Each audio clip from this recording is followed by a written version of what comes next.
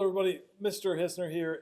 In the last video, we looked at just the properties. Well, now we're going to be using the properties. And you might be thinking, how are we ever going to use these properties? Well, how we're going to do it, how we're going to begin this idea of using properties is just doing the problems. So no longer is it like this algorithm or, we're solving algebra just because teacher said so. It's because of the properties. And what we're going to do is use what are called two-column proofs to do that. And so in these two-column proofs, we have the left side, which is our statements.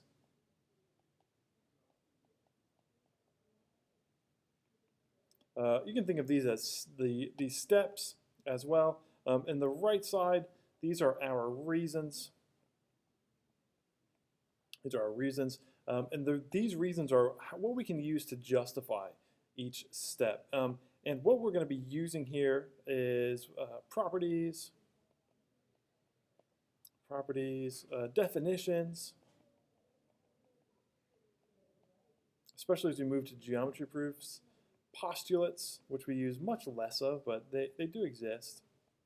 And overall, not mostly, but most importantly, I think, are theorems.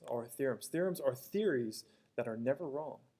Then theories that are never wrong and proven to be 100% foolproof are what we call theorems. So we will be using those as well. But again, those are all more in geometry proofs. Here we are doing algebra proofs, and so most of these are going to be properties. Now, again, left side is our steps.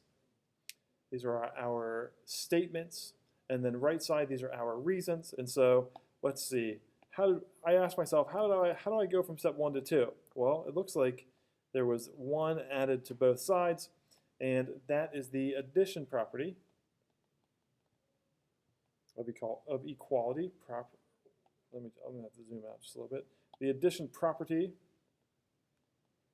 of equality. So addition property is that will suffice.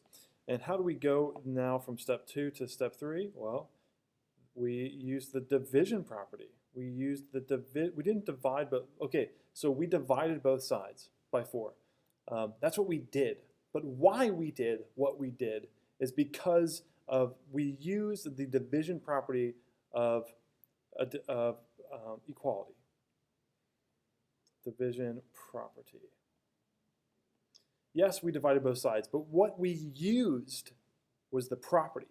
It's not asking what we did, it's asking what we used. Why did we do what we did? Why? Why? Okay, let's look at this next one. And again, these are just algebra problems, so you might have to kind of clean out the old bats in the ears. But how we go from step 1 to 2 is really just an observation. Well, it looks like we subtract 2 from both sides, right? So this is the subtraction property.